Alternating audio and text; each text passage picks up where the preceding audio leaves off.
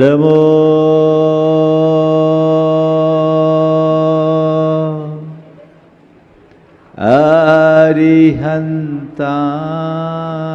अरिहन्ताणं नमो अरिहन्ताणं नमो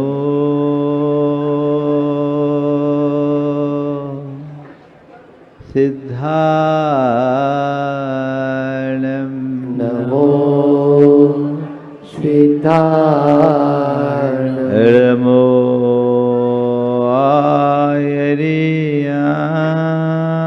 आयर्याणं नमो आयर्याणं नमो उवज्झायाणं नमो उवज्जायाणं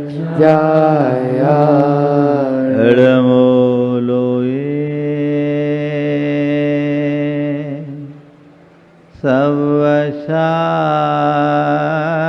सवशाहुणं नमो लोये सवसाहुणं एषो पञ्चनमोयारो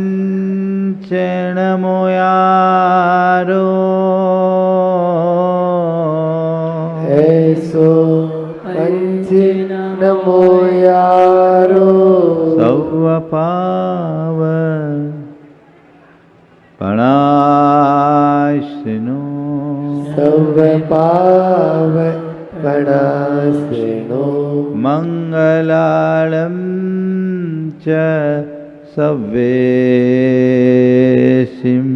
मंगलाणं च सवेशिं पढ़मं होय मंगलम।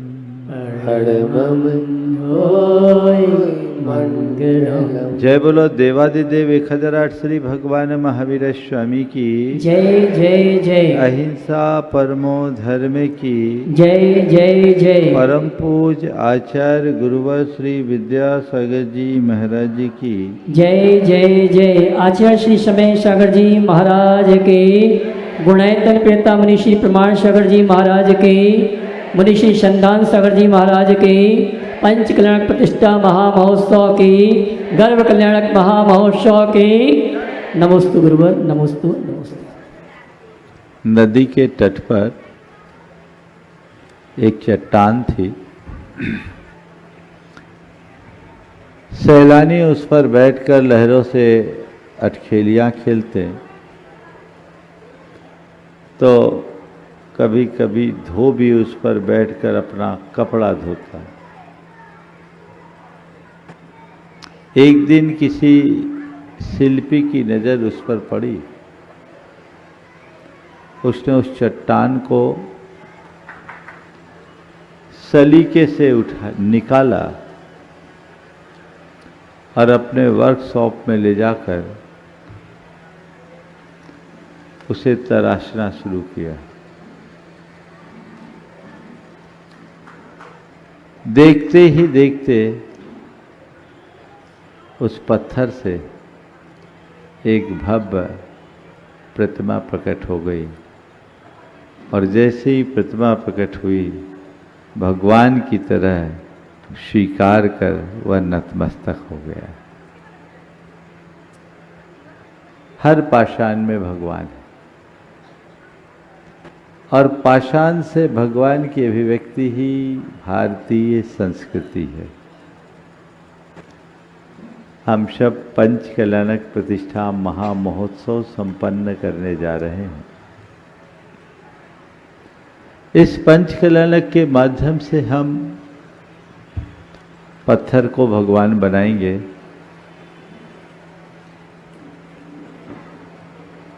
पत्थर को भगवान बनाना तो 5 दिन में पूरा हो जाएगा, लेकिन इस पत्थर को भगवान बनाने में हमें जन्म जन्म तक साधना करनी पड़ती है, तपना पड़ता है। हमारा मकसद केवल मूर्ति को भगवान बनाने का नहीं होना चाहिए। हमें अपने भीतर के भगवान को जगाने का होना चाहिए। संत कहते हैं हर प्राणी अपने आप में परमेश्वर है। अप्पा सो परमप्पा, आत्मा ही परमात्मा है। आवश्यकता है उस परम तत्व को जानने की, पहचानने की और उसे उद्घाटित करने की। कल के दिन हमने भगवान बनने की उसी प्रक्रिया की चर्चा आप सबसे की थी। एक आध्यात्मिक दृष्टिकोण हमारे अंदर विकसित हो। हम अपने आप को जब तक न पहचाने तब तक अपने जीवन का कल्याण नहीं हो सकता। आज हम पंच कल्याण की औपचारिक शुरुआत करने जा रहे हैं। आज गर्भ कल्याणक है।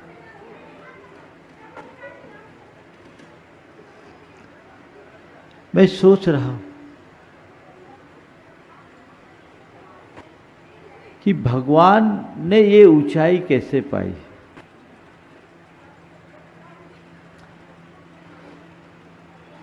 भगवान का ये पंचकल्याणक हो रहा है। वे तीर्थंकर परमात्मा के रूप में प्रतिष्ठित हो रहे हैं। सवाल है क्या ये भगवान के पास अनादि सिद्ध गुण था? तो भगवान कहते हैं ऐसा कुछ है ही नहीं। मैं भी तेरे ही जैसा साधारण था।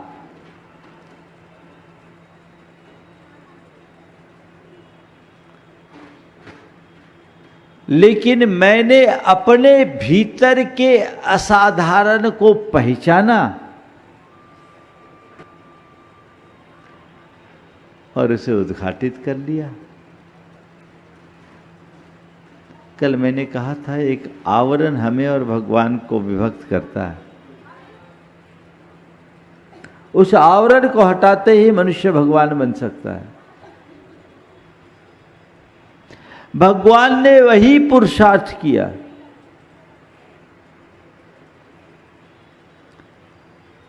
आज के संदर्भ में 4 बातें आप सबसे करूंगा। भाव, प्रभाव, स्वभाव, सिद्धि। भाव, प्रभाव, स्वभाव और सिद्धि। भगवान की भगवत्ता के मूल में भाव छिपे। 24 तीर्थंकरों के चरित्र को पलट करके देखिए। उनके जीवन का विकास कब हुआ? जब उनके चित्त में धर्म भाव जागा।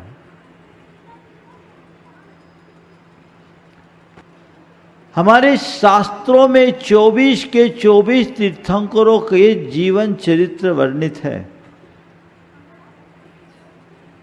और उनके जीवन चरित्र में उनके 10 भव की कथा मिलती। जब हम उनके जीवन चरित्र को पढ़ते हैं तो 10 भव में हम देखते हैं कि कैसे उनके जीवन की विकास यात्रा प्रारंभ हुई।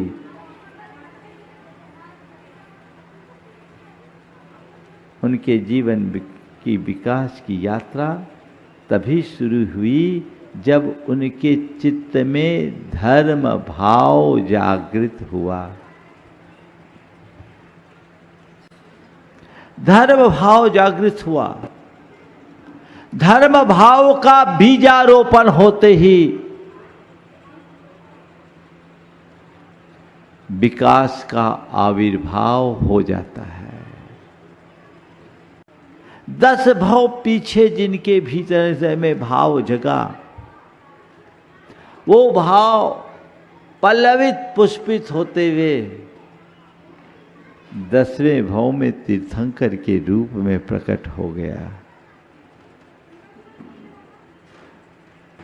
हर तीर्थंकर के जीवन चरित्र को पलट करके देख लीजिए, और वे रुके नहीं। उनने अपने भावों को हर भाव में पल्लवित और पुष्पित ही किया।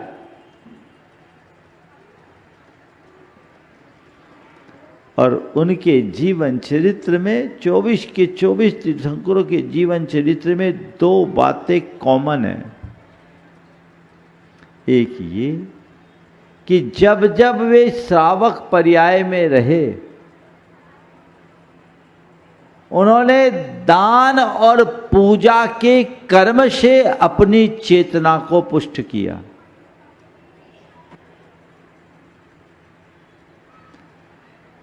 और जब जब वो मुनि बने, श्रावक बनने के बाद वो मुनि बने, और मुनि पर्याय में उन्होंने ज्ञान और ध्यान में अपने को लीन किया। बस यही भाव हमारे अंदर आ जाए, हमारे भाव उत्तरोत्तर बढ़े।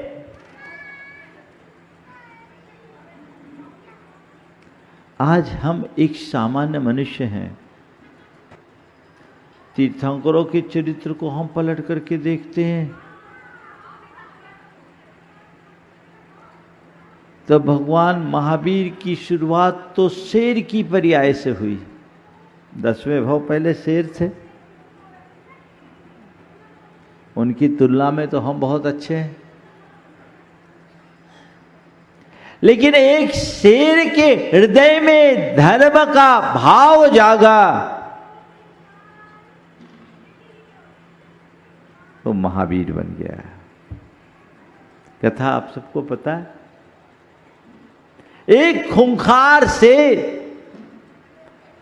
एक हिरण का शिकार कर रहा था, उसके शरीर को अपने तीक्ष्ण पंजों से विदारित कर रहा था। खून की धार छूट रही थी, फव्वारे फूट रहे थे। उसी मध्य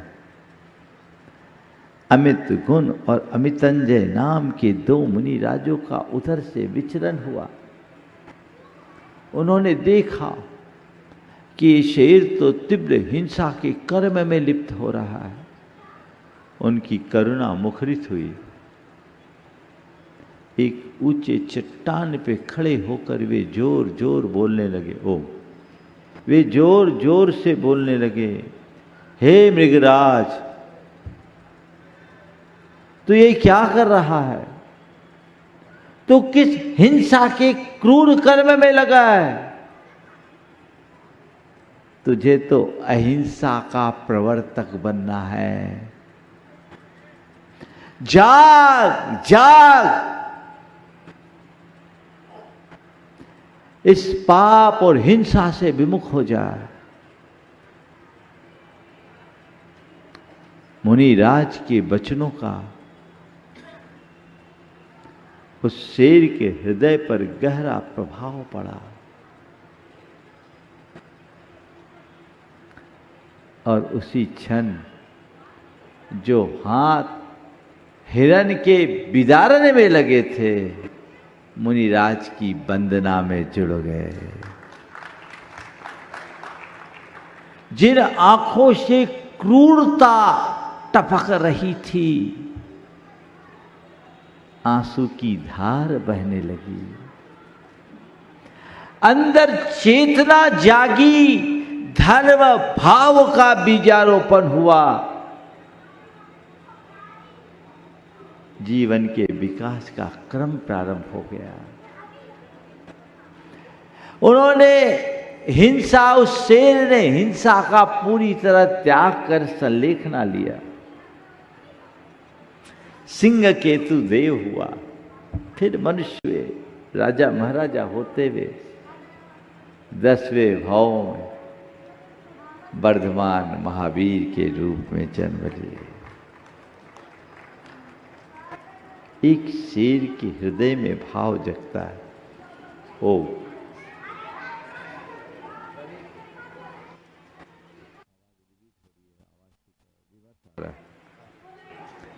एक शेर के हृदय में भाव जगता है तो उसका ये प्रभाव होता है कि शेर भी महावीर बन जाता है। शेर भी महावीर बन जाता है। शेर के हृदय में भाव जगा, शेर महावीर बन गया। हम अपने अंदर के भाव को तौलें और इसी को थोड़ा और पीछे ले जाए। वही शेर जब मारीची था, कहने को वो भगवान ऋषभदेव का पौत्र था,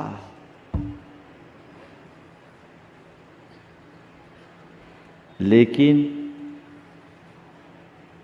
क्या हुआ? अभिमान में अकड़ा रहा, अभिमान में अकड़ा रहा। क्या हुआ? ढेर सारे 363 मतों का, कुमतों का प्रवर्तन कर दिया। भगवान ऋषभदेव का सानिध्य पाकर के भी वो अपना उद्धार नहीं कर पाया। क्यों? क्या कमी थी? भाव का अभाव था। भाव सहित होने पर शेर की पर्याय में भी प्रभाव पड़ गया और भाव शून्य होने से भगवान ऋषभदेव के वचनों का भी कोई प्रभाव नहीं पड़ा। तो बात क्या है? भाव का प्रभाव है। हर भाव में उनने अपने भाव को बढ़ाया। जीवन का कल्याण करना चाहते हैं, भाव जगाएं। भाव जगाएंगे तभी भाव सुधरेगा। 10 भाव की लंबी यात्रा, उत्तरोत्तर उत्कर्ष हमारे जीवन में भी वैसा घटित हो सकता है। हम भी अपनी चेतना का उत्कर्ष कर सकते हैं और वह सत प्रयास हमें करना चाहिए। करना क्या चाहिए? करना ही चाहिए। धर्म भाव को पुष्ट करते जाइए।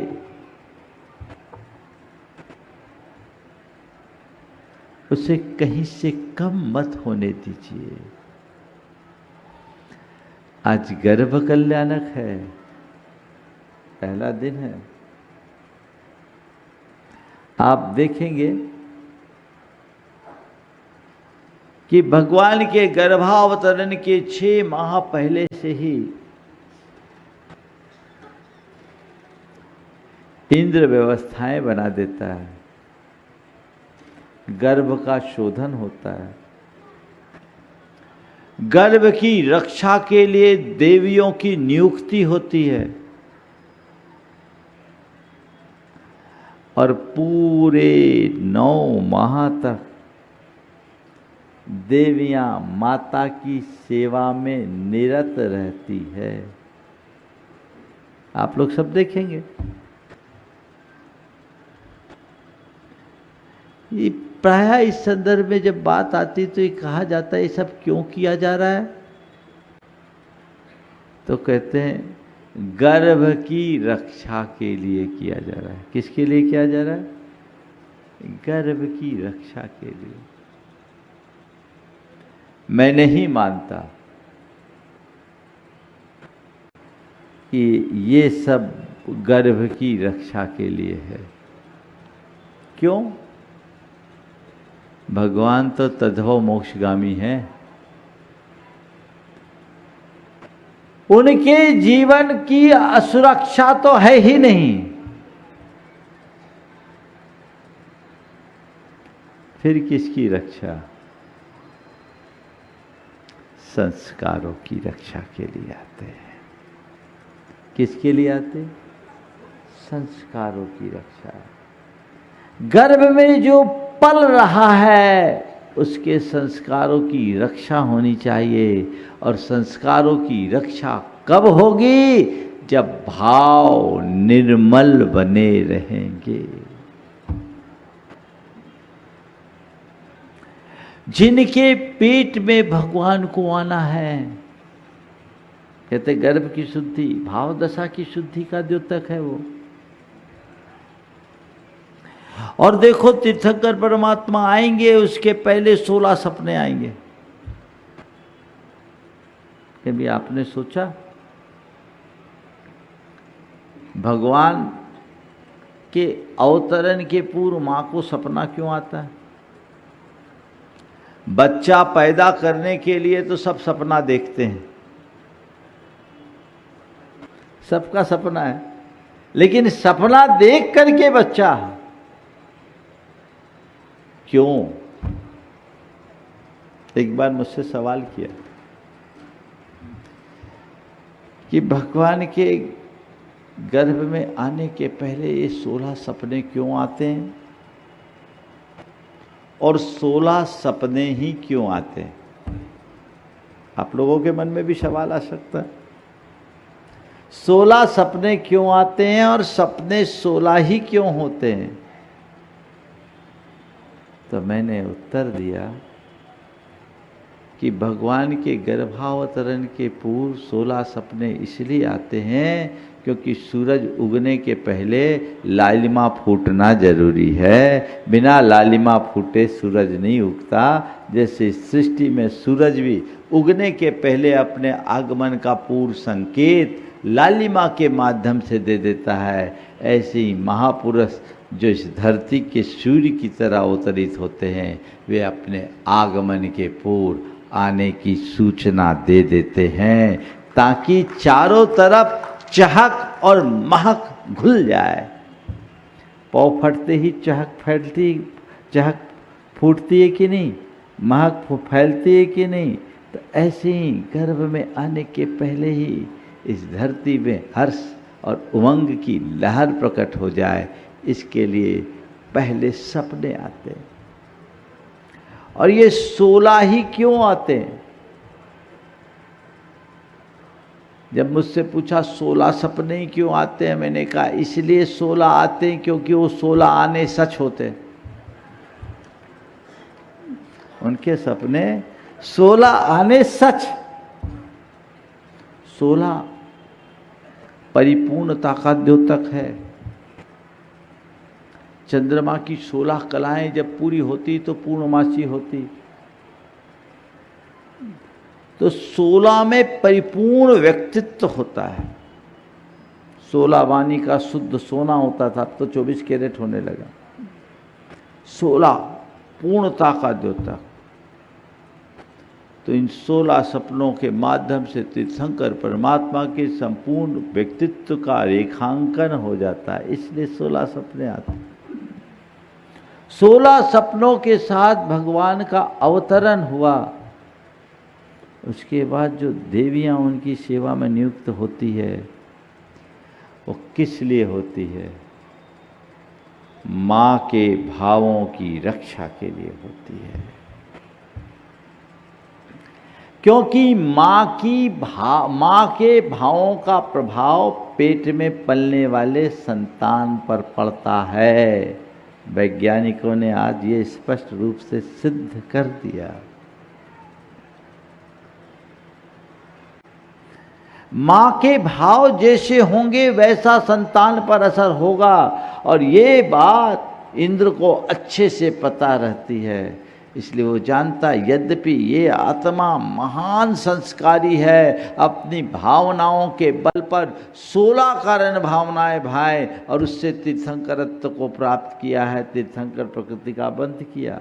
सभी तीर्थंकर परमात्मा अपने पूर्व भाव में 16 कारण भावनाएं भाते हैं, यानी भावनाओं के चरम उत्कर्ष को पहुँचे हैं, लेकिन इसके बावजूद कोई खतरा नहीं लेना।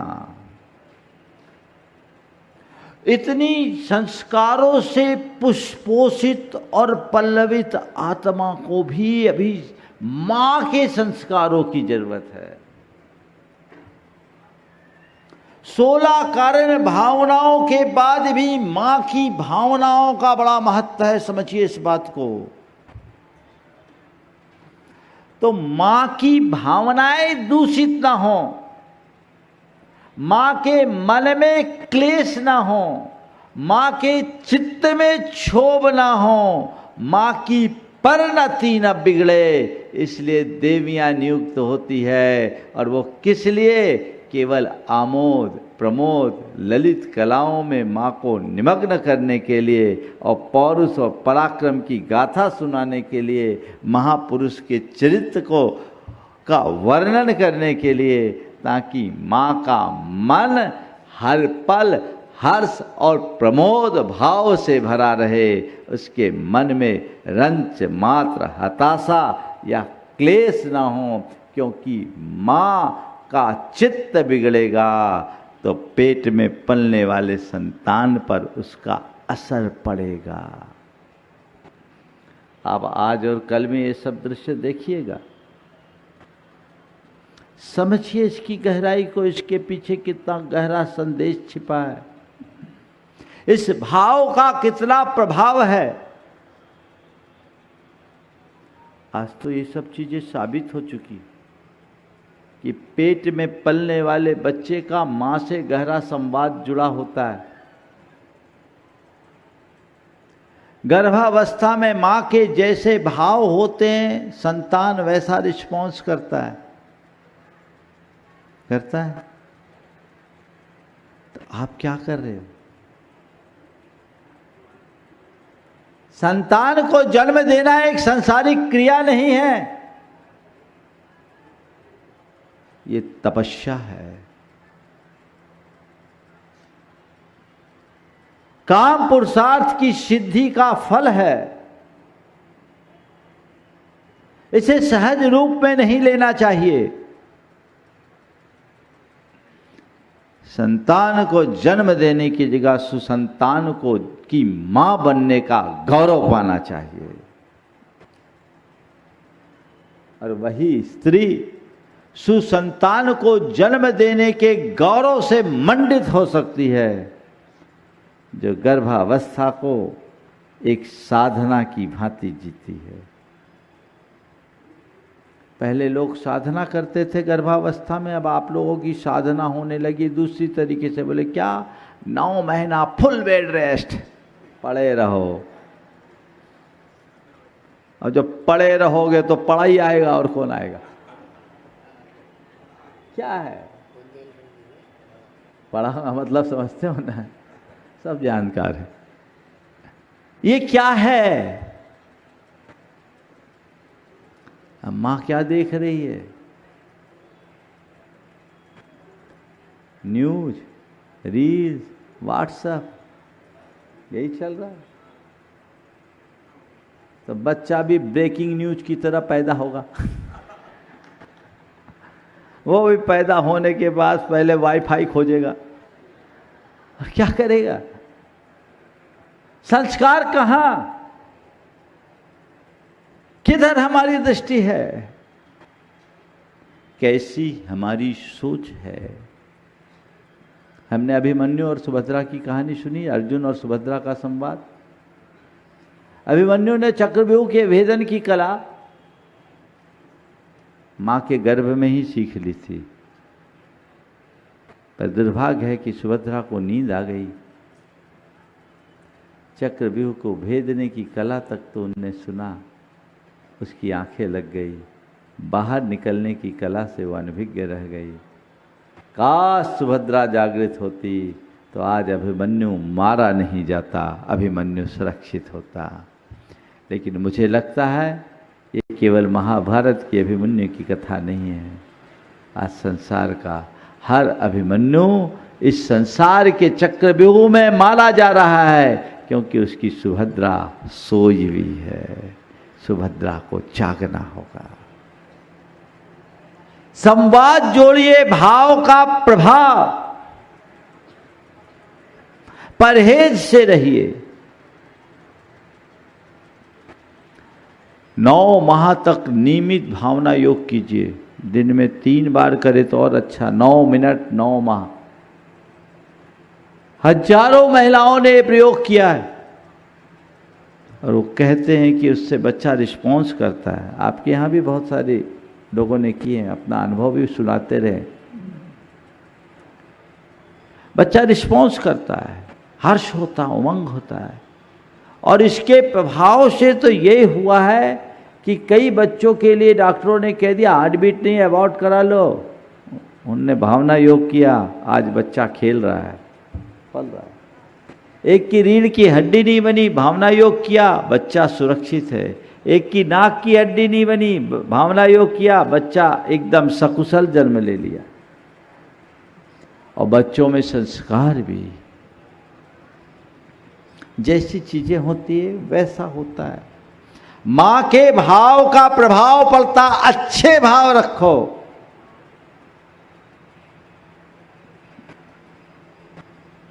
दो महिला, एक धार्मिक थी लेकिन स्वभाव चिड़चिड़ा, गुस्सैल। उसका बेटा हुआ, वो भी बड़ा गुस्सैल हुआ। बेटा हुआ, वो बड़ा गुस्सैल हुआ। कोई संत आए, उनसे कहा मेरा बेटा बहुत गुस्सैल है, क्या कारण है? संत ने मुस्कुराते हुए कहा कि बेटा तुम्हारी भावों का प्रतिबिंब है। तुम पेट में थी, गुस्सा की, बेटे में गुस्सा के संस्कार आ गए। एक बात ध्यान रखना, गर्भाधान जीवन निर्माण की प्रयोगशाला है, लैब है। उस घड़ी में आप जैसी भावधारा बनाएंगे वैसा जीवन होगा। भाव का प्रभाव होता है, इसे मत भूलिए।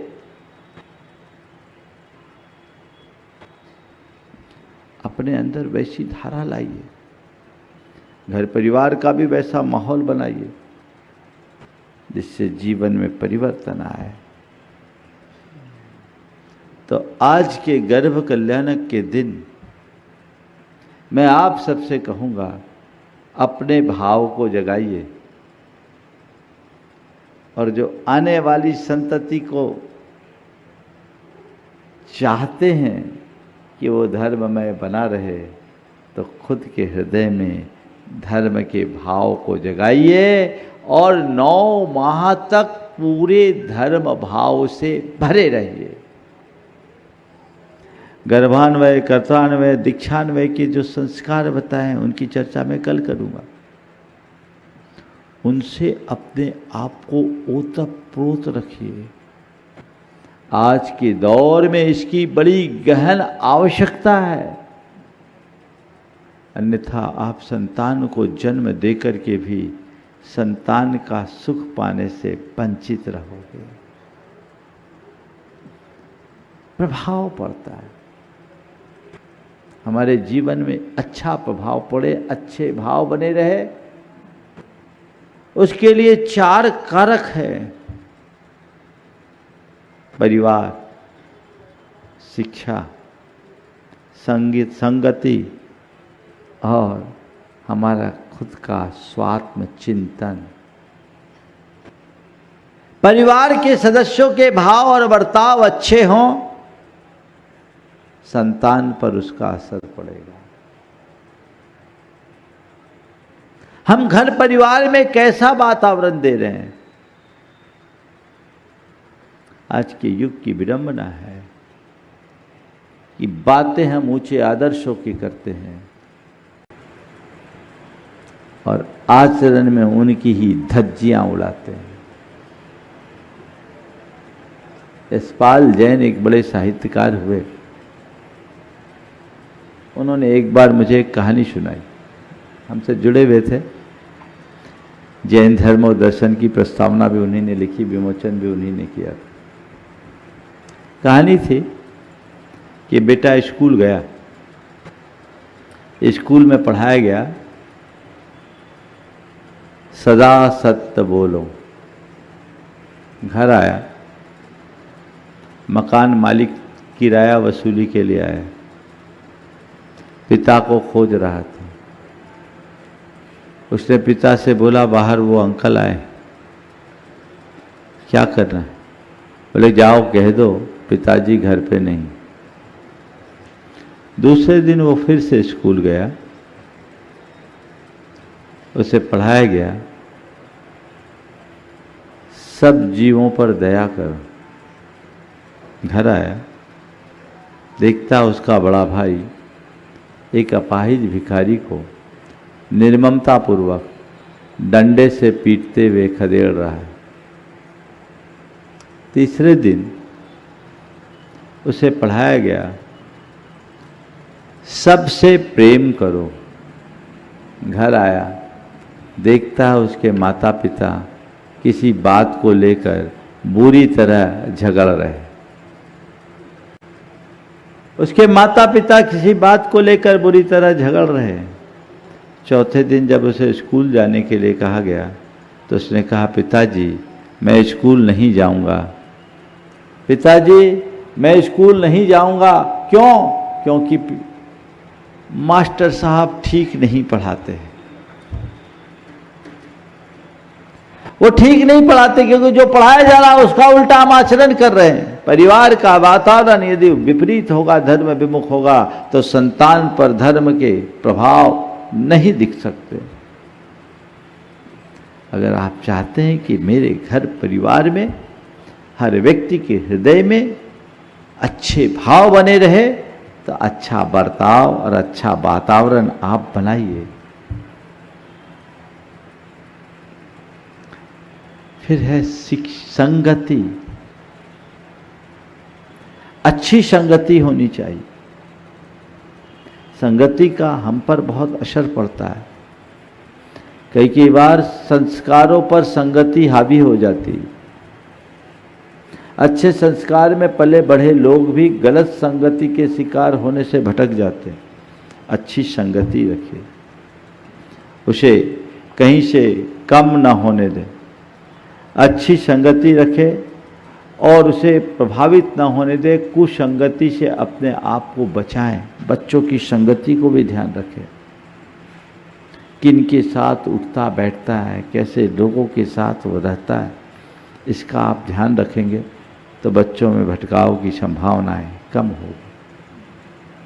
शिक्षा, अच्छी शिक्षा हो लेकिन उसके साथ संस्कारों की पुष्टि भी हो। वर्तमान में आप लोग जिस तरह की शिक्षा अपनी संतान को दे रहे हैं वो पूरी तरह से हमें हमारी संस्कृति से विमुख कर रहा है। आप अच्छे इंस्टीट्यूशंस को तो देख रहे हैं लेकिन अच्छे संस्कारों को गौण कर रहे हैं। मेरे संपर्क में एक व्यक्ति है, उनका बेटा सिलेक्शन हो गया, बैंकले यूनिवर्सिटी में गया, यूएस। इकलौता बेटा पढ़ करके आया, यहाँ आते ही उसका ब्रेन वॉश, दिमाग ही पलट गया, पूरी तरह वामपंथी विचारधारा से ग्रसित। एक कश्मीरी व्यक्ति को अपना, कश्मीरी मुसलमान को अपना गुरु बना लिया और एक अच्छे उद्योगपति घराने से संबद्ध होने के उपरांत वो दिल्ली के एक स्लम एरिया में रहने लगा। सब कुछ खाना पीना शुरू कर दिया। उसका दर्शन ही उल्टा हो गया। उसकी नजर में शाक सब्जी खाना और मांस खाना बराबर हो गया। सोच विकृत मेरे पास आया, बिठाया। मैंने जब बातचीत की तो मुझे लगा इस आदमी को समझा पाना बिल्कुल कठिन है, क्योंकि उल्टा मुझे समझाने की कोशिश में लग गया, समझना ही नहीं चाह रहा था। मैंने परिवार के लोगों से पूछा, क्या ये शुरू से ऐसा था? बोले नहीं महाराज, स्कूली पढ़ाई तक बहुत अच्छा था, अमेरिका जाने के बाद इसकी सोच बदल गई। हमने भेजा क्यों? बोले सबने कहा बहुत अच्छी यूनिवर्सिटी है, बड़ी मुश्किल से यहाँ एडमिशन होता है। हो गया, हम संपन्न थे, इसकी भी भावना थी, भेज दी।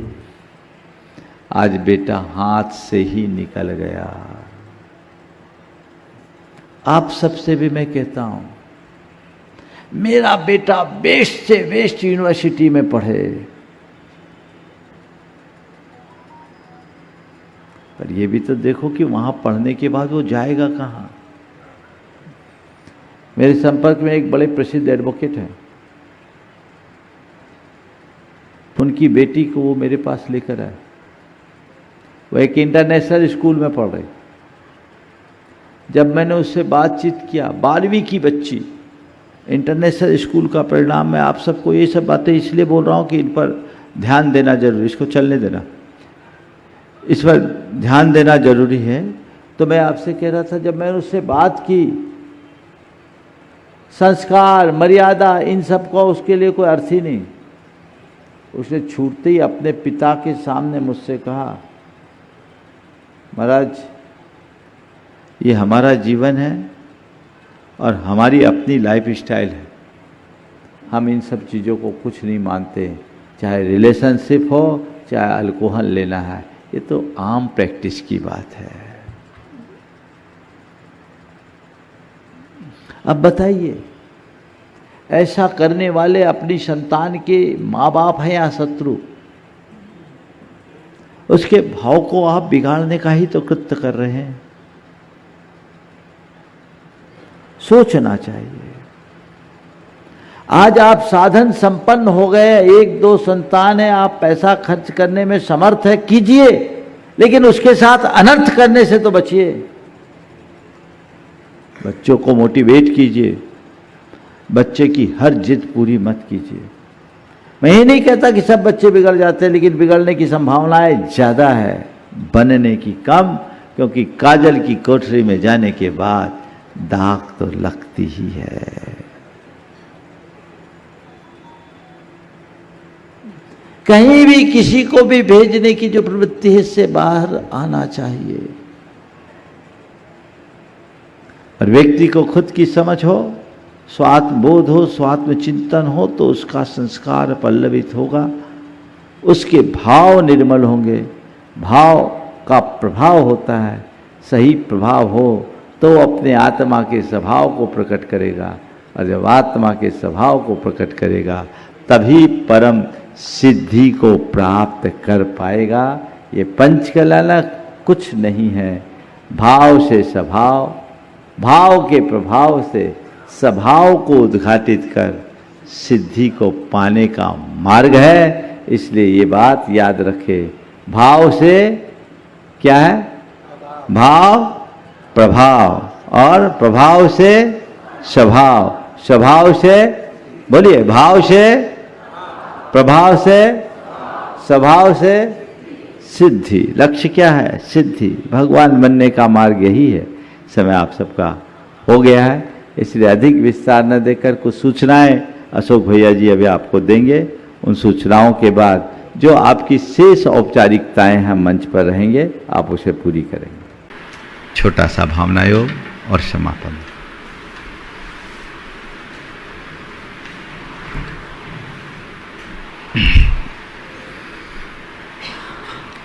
कोमलता पूर्वक अपने दोनों आंखों को बंद कर ले, पूरा शरीर शिथिल और स्थिर बना ले, मन को प्रसन्नता से भर लीजिए, प्रभु परमात्मा की उपस्थिति का एहसास कीजिए। हे प्रभु, आपके चरणों में कोटि कोटि बंदन, कोटि कोटि आभार। हे प्रभु, आपकी कृपा से मुझे जीवन का यह नया दिन मिला। मुझे ऐसी शक्ति दें कि आज के इस दिन को अच्छा दिन बना सकूं। हे प्रभु, मुझे ऐसी दृष्टि दें कि मैं अपनी दृष्टि में पवित्रता रख सकूं। हे प्रभु, मेरी दृष्टि पवित्र हो, मेरी दृष्टि पवित्र हो, मेरी भावना विशुद्ध हो, मेरी भावना विशुद्ध हो,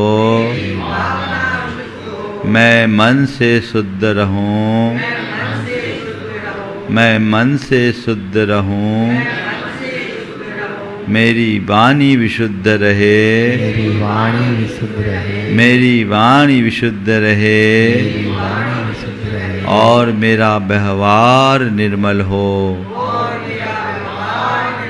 और मेरा व्यवहार निर्मल हो। हे प्रभु, मैं मन, वाणी और व्यवहार के स्तर पर पवित्र रहना चाहता हूँ। हे प्रभु, मुझ में पवित्रता का संचार करो,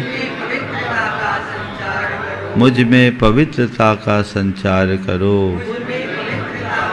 हे प्रभु, बीते दिन में मेरे द्वारा मन से, वचनों से और शरीर से जो भी अपवित्र कार्य किया गया हो,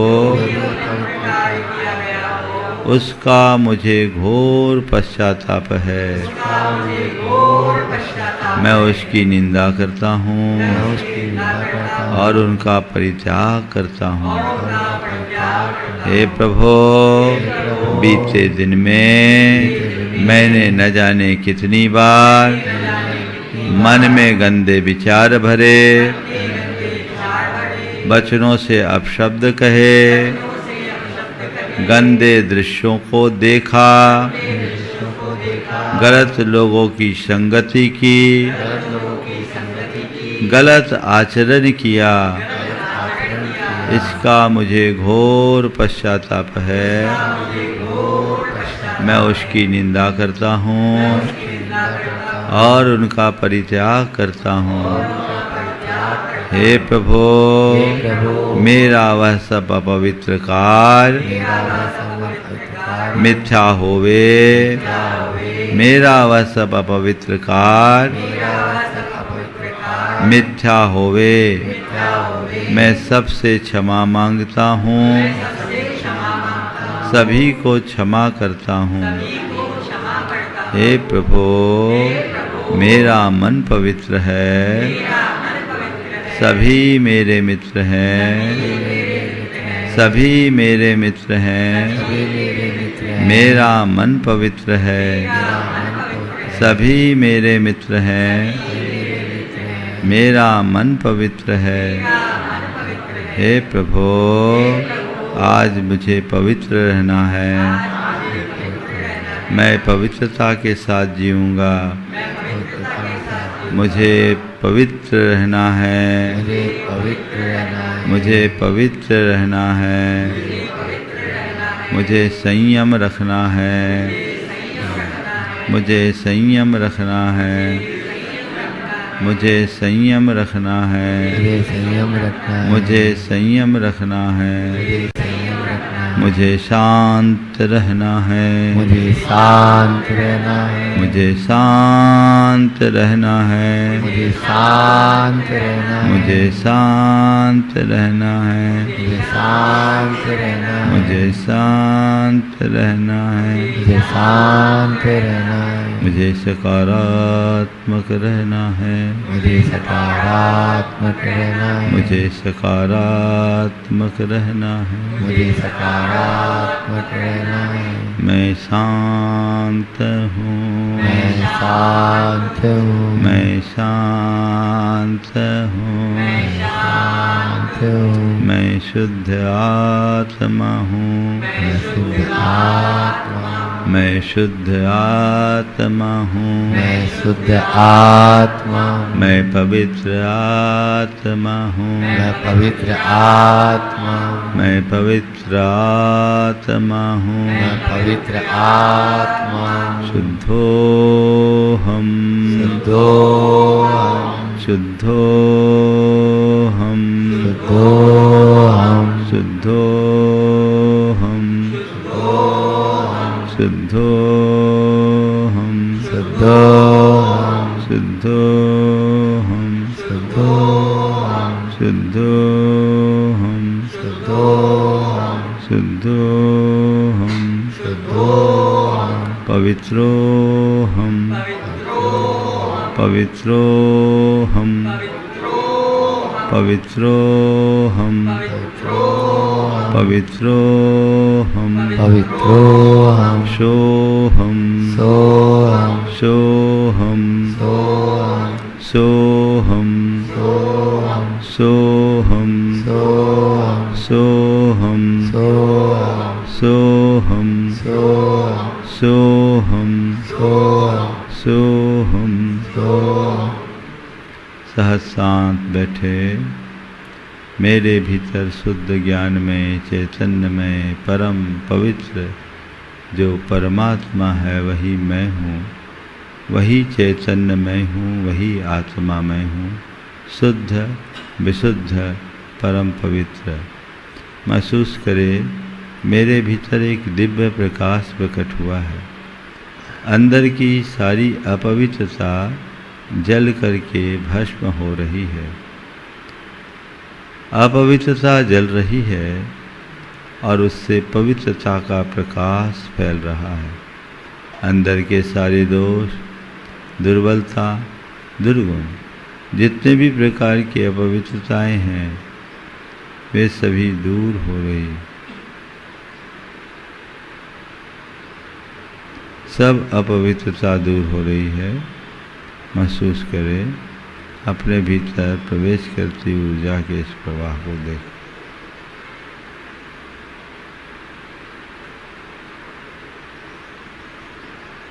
मैं पवित्रता से भरा हूँ, मैं पवित्र आत्मा हूँ, मैं शुद्ध आत्मा हूँ। इस भाव के साथ आंखें खोलो। मंगल भावना एक साथ। मंगल मंगल होय जगत में सब मंगल में होय। मंगल मंगल होय जगत में सब मंगल में हो।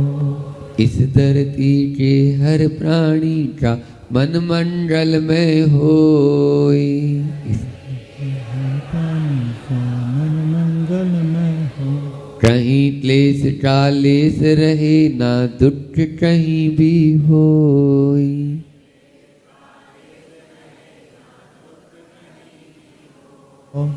मन में चिंता भय न सतावे, रोग शोक नहीं होय।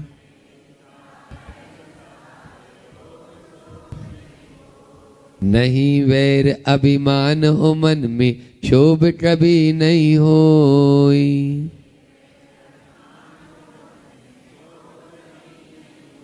मैत्री प्रेम का भाव रहे नित मन मंगल में होय। मैत्री प्रेम का भाव रहे नित मन मंगल में होय। मंगल मंगल होय जगत में सब मंगल में होय। मंगल मंगल होय जगत में सब मंगलमय हो। इस धरती के हर प्राणी का मन मंगलमय होय। इस धरती के हर प्राणी का मन मंगलमय हो।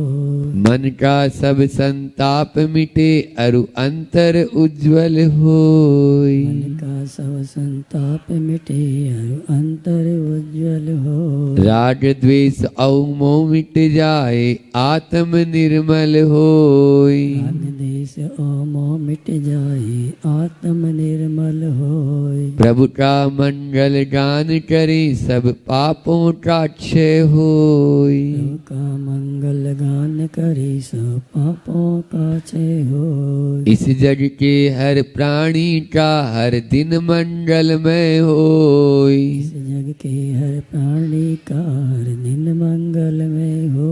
मंगल मंगल होय जगत में सब मंगलमय होय। मंगल मंगल होय जगत में सब मंगलमय हो। इस धरती के हर प्राणी का मन मंगलमय होय। इस धरती के हर प्राणी का मन मंगलमय होय। गुरु हो मंगल प्रभु हो मंगल धर्म सुमंगल होय। गुरु मंगल धर्म सुमंगल हो। मात पिता का जीवन मंगल परिजन मंगल होय। माता पिता का जीवन मंगल परिजन मंगल हो। जन का मंगल गण का मंगल मन का मंगल होय। जन का मंगल गण का मंगल मन का मंगल हो। राजा प्रजा सभी का मंगल धरा धर्म में होय। राजा प्रजा सभी का मंगल धरा धर्म में हो। मंगल मंगल होय जगत में सब मंगलमय होय। मंगल मंगल होय जगत में सब मंगलमय हो। इस धरती के हर प्राणी का मन मंगलमय होय। इस धरती के हर प्राणी का मन मंगलमय होय। मंगलमय हो प्रात हमारा रात सुमंगल होय। मंगल में हो प्रातः हमारा रात सुमंगल हो। जीवन के हर पल हर क्षण की बात सुमंगल होय। जीवन के हर पल हर क्षण की बात सुमंगल हो।